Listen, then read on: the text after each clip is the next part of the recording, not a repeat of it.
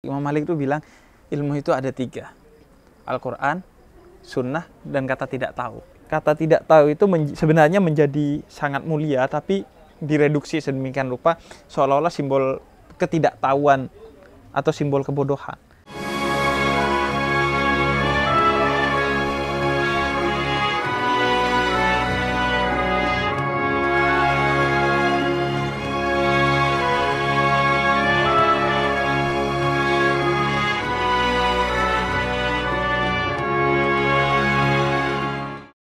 Assalamualaikum warahmatullahi wabarakatuh. Kembali lagi di Cahaya untuk Indonesia bersama Mas Abrang.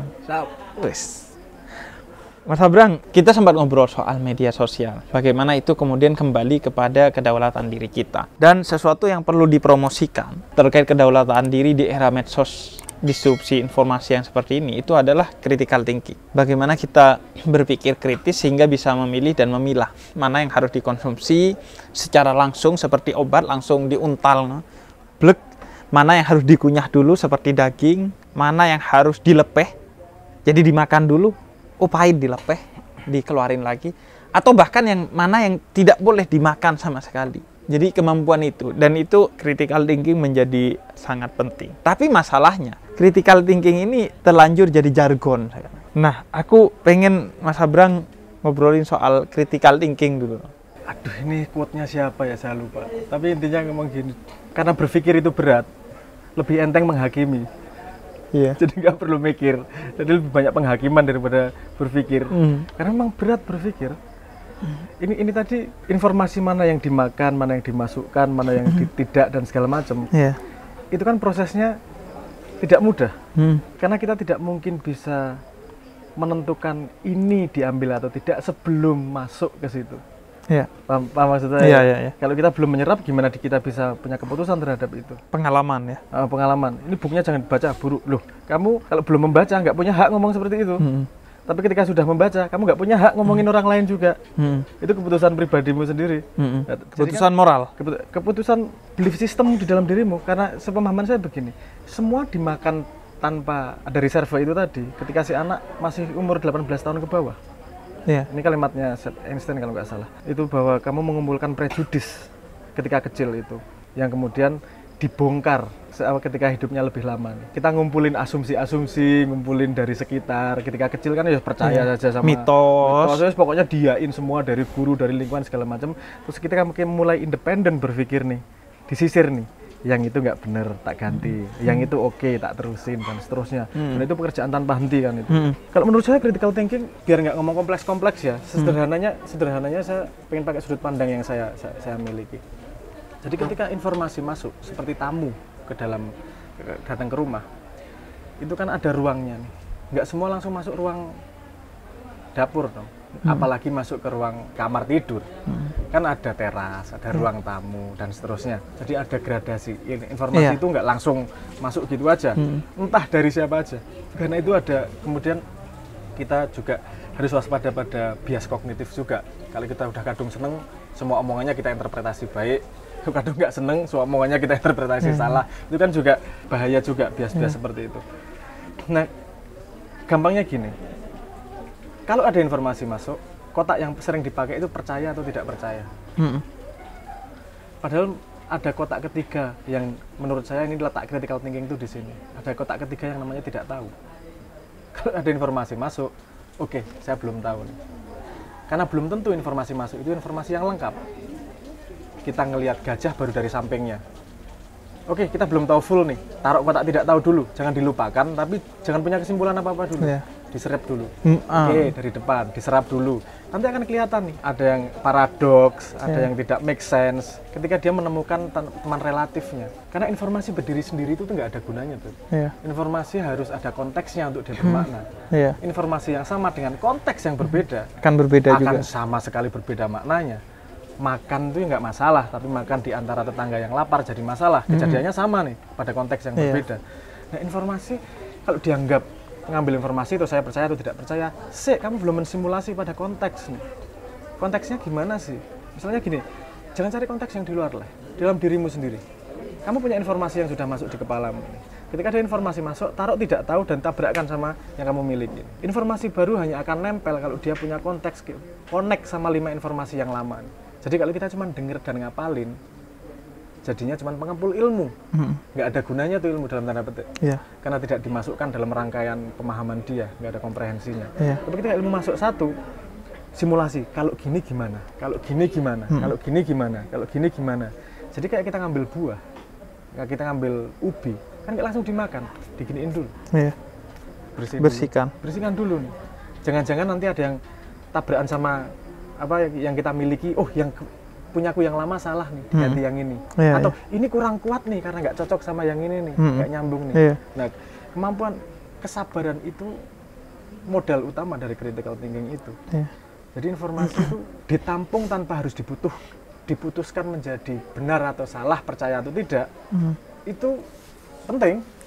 Tampung dulu aja. Nggak harus cepat-cepat punya keputusan kok. Saya tahu, lengkapi dulu informasi. Lengkapi dulu. Ini kalau memang belum punya keputusan, omong aja, saya belum tahu. Sederhana. Nah, ini mengingatkan saya sebenarnya kepada Imam Malik. Imam Malik itu bilang ilmu itu ada 3. Al-Quran, Sunnah, dan kata tidak tahu. Kata Imam Ghazali, kamu tahu bahwa dirimu tidak tahu, itu ilmu, pengetahuan. Dan mungkin Edmund Husserl ya yang bilang semua informasi yang masuk kepada kamu taruh di tanda kurung gitu. Kalau dalam tulisan, ya udah dikurung dulu dah. Kurung dulu. Biarin dulu. Nanti kamu panggil lagi itu. Ketika kamu menemukan konteksnya atau menemukan pasangannya di calling lagi. Jadi kata tidak tahu itu sebenarnya menjadi sangat mulia, tapi direduksi sedemikian rupa seolah-olah simbol ketidaktahuan atau simbol kebodohan. Sama kayak kata maaf. Islam meletakkan pada posisinya yang sangat tinggi, tapi sekarang entah jadi rendah. Dan ya biasalah, itu sebenarnya soal kedaulatan diri kita dalam berislam. Kayak Islam bilang hutang itu hina, tapi sekarang dunia bikin kartu kredit itu bergengsi. Jadi memang ya begitulah. Jadi soal kesabaran ya, Mas Abrang ya, sebenarnya yang paling dasar itu. Dasar kesabaran. Karena itu para nabi itu diuji kesabarannya. Jangan nggak usah buru-buru lah sama informasi, sabar. Karena menurut pemahaman saya kan, pemahaman kan rezeki. Kita nggak bisa ngejar. Kalau kita dikasih pemahamannya ya alhamdulillah nih. Kalau belum mau ngejar kayak apa yang namanya rezeki belum dikasih ya belum dapat nih. Ya udah ditaruh kotak tidak tahu. Menjadi tahu itu bukan dari percaya atau tidak percaya loh. Menjadi tahu itu dari tidak tahu. Iya. Bukan alurnya bukan dari percaya. Kalau percaya udah mentok. Tidak percaya ya mentok. Menjadi tahu itu dari tidak tahu. Tapi tidak tahu ini kan nggak enak. Karena biasanya tidak tahu nilainya sedikit. Kadung nempel di otak, kalau nggak tahu nilainya kecil di SD, SMP, ujian. Kalau tidak tahu, bahkan nggak ada nilainya kan? Nggak ada nilainya ya, nol. Nol. Nggak dapat apa-apa kalau nggak tahu. Dan tadi Mas Abraham sempat singgung juga dari manapun jangan sampai bias kognitif. Itu sebenarnya yang sedikit disinggung oleh Quran. In ja'akum fasikum binaba'in fatabayyanu. Quran itu bilang gini, Mas. Kalau datang orang fasik kepada kamu, maka tabayyun, klarifikasi. Bukan kalau datang orang baik. Jadi walaupun orang tidak baik, informasinya siapa tahu bisa kamu kunyah, bisa kamu ambil gitu. Nah, aku mau masuk ke sesuatu yang mungkin Mas Abrang sangat perlu untuk didengar dan berbicara tentang hal ini. Matematika. Oke. Karena kan punya dasar itulah ya. Ya. Nah, Mas Abrang, biasanya kalau aku melihatnya critical thinking ini dekat dengan matematika. Karena matematika itu ilmu yang sangat jujur, sangat ketat, sangat konsisten, sehingga sangat kritis melihat segala sesuatu. Lebih tepat itu sih, jujur. Jujur, terus kemudian outputnya di sosial bisa kadang-kadang menjadi kritis karena kejujurannya tersebut. Karena kejujuran. Ya, matematika memang karena kayaknya kita pernah ngobrol soal kebenaran tuh coherence atau correspondence itu loh. Oke. Kalau kebenaran correspondence itu perlu dibuktikan dengan sesuatu di luar sistem dia. Misalnya fisika punya rumus nih, rumusnya gini, sehingga ada eksperimen untuk membuktikan rumus itu cocok atau enggak. Itu kan correspondence nih. Kalau matematika kan enggak correspondence, mau dibuktikan sama apa? Nggak bisa, 3 tambah 5 ya 8 titik. Nggak ada. Di dunia nyata nggak ada artinya. Ini cuma logika aja. Kalau 3 kg tambah 5 kg, baru nih ada di dunia nyatanya. Dan ini sudah masuk ranah fisika nih. Kalau ranah matematika, angka ya angka sebagai kuantifikasi abstraksi. Jadi satu-satunya kebenaran yang bisa dia raih dalam tanda petik itu jalannya lewat koherensi. Bahwa semua statement di dalam dunia matematika itu tidak ada yang berlawanan satu sama lain. Ketika tidak ada yang berlawanan satu sama lain kan dia solid sebagai konsep. Objektivitas matematika itu yang memang dalam tanda petik mahal. Oke. Dan matematika itu aneh, Beb. Ini kan jadi perdebatan nih. Dia ditemukan atau diciptakan sih? Ya, itu. Kalau ditemukan, di mana nemuinya? Wong adanya di dalam kepala kok. Kalau diciptakan, hebat amat kepala. Bisa menemukan matematika yang ternyata bisa digunakan untuk menjelaskan jagat raya. Yang jauh lebih besar dari kepalanya. Jauh lebih besar di luar sana, apa black hole, galaksi dan segala macam itu pakai rumus matematika kan bisa dalam tanda petik diraih, dicandra dengan matematika itu. Ini kok hebat amat sih otak manusia. Matematika ini dari mana sih datangnya? Itu yang menarik untuk jadi perdebatan. Dan ada, tak sambungin gitu ya pada ini kemudian ada yang menjawab menurut saya menarik nih. Saya lupa tokohnya sih. Tapi cari aja banyak nih. Ini matematika letaknya di mana sih? Kenapa dia sangat koheren sama jagat? Kenapa dia yang cuman ada di kepala manusia kok bisa menjelaskan jagat? Itu alurnya gimana sih gitu? Ada yang punya penjelasan menurut saya cukup menarik. Karena nyambung sama agama. Mungkin Beb. Habib yang menjelaskan itu. Kan banyak teori tentang realitas. Jagat ini sebenarnya gimana sih? Apakah dia objektif, nggak ada hubungannya satu sama lain? Apakah dia macam-macam? Apakah dia sebenarnya cuma ada di kepala kita yang namanya realitas? Karena yang memahami adalah cuma kepala manusia. Jadi ya sebenarnya realitas itu dalam kepala manusia aja. Ada yang ngomong teori gitu. Tapi ada teori yang sebenarnya kalau di filsafat ini, Plato atau Aristo lah. Plato bisa. itu ide, Aristo itu realitas. Bisa. Ada preposisi menarik lain nih. Dia ngomong gini. Kenapa matematika yang muncul di kepala manusia sinkron sama jagat yang entah jauh di mana? Karena mereka muncul dari kesadaran yang sama. Jadi sebenarnya jagat ini, menurut dia ya, ini teori realitas dia. Sebenarnya jagat ini adalah muncul dari satu kesadaran yang kemudian mengekspresikan dirinya jadi manusia dan matematika. Kesadaran yang sama mengekspresikan dirinya jadi jagat raya juga nih. Kok nyambung? Loh, satu kesadaran kok. Ini kan nyangkut sama tauhid. Nyangkut sama tauhid kan jadi satu nih konsep ini. Nah ini mulai masuk ke sana nih, mulai dieksplorasi nih. Bahwa realitas itu sebenarnya datang dari satu consciousness, datang dari satu kesadaran. Ada kesadaran tunggal yang memunculkan jagat ini. Semua akhirnya jadi manifestasi aja. Tajalli dalam bahasa tasawufnya. Semua adalah manifestasi dari satu kesadaran itu aja. Ada bukunya Osman Bakar tuh tentang tauhid dan sains gitu. Bagaimana kemudian yang satu itu memunculkan yang banyak. Nah, terapannya gimana, Mas Abrang? Karena kan gini, matematika itu terlanjur nggak punya wibawa di mata banyak orang kan. Iya kan?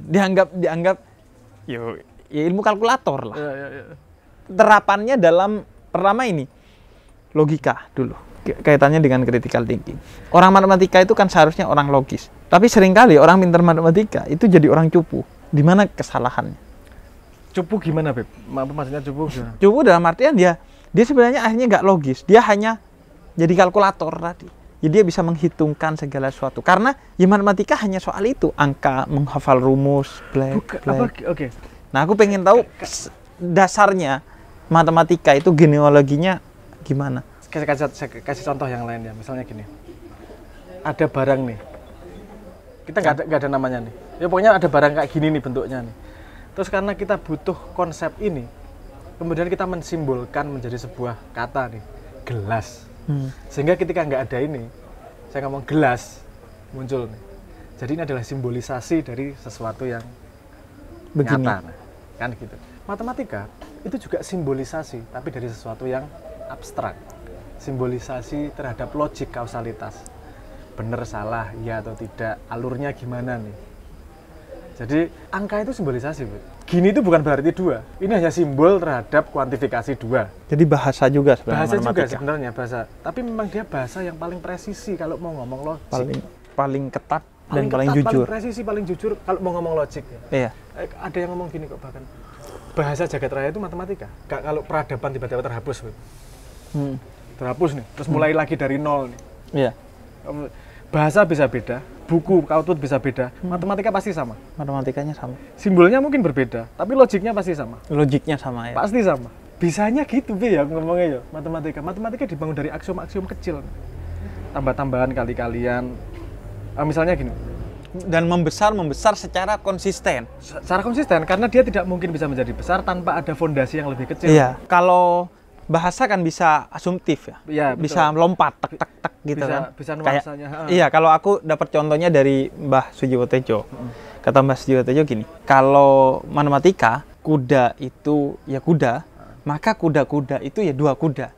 Tapi dalam bahasa kan kuda itu kuda, kuda-kuda itu kaitannya dengan silat gitu. Sikap siap dalam silat. Jadi itu contoh lompatannya lah. Iya betul. Ya, jadi ada nuansa tambahan yang bisa dibangkitkan oleh bahasa yang tidak bisa dibangkitkan oleh matematika. Letak bayaran presisinya di situ. Karena dia presisi, dia menghalangi nuansa. Nggak bisa bikin puisi pakai matematika. Nggak Jadi indah, agak susah pasti. tuh. 6 tambah 6 sama dengan 12. Nggak ada indah-indahnya. Ya udah iya, gitu-gitu aja. Dan nggak disukai oleh orang-orang yang ingin membangun asumsi-asumsi ya. Nggak seneng. Walaupun akan menjadi artistik ya matematika. Itu kalau sudah pada level, maksudnya Yang makomnya advance. wali. Ya, advance itu kalau matematika sudah advance, itu ya indah, Beb. Contoh Tapi keindahan. cara-cara pandang indah yang berbeda.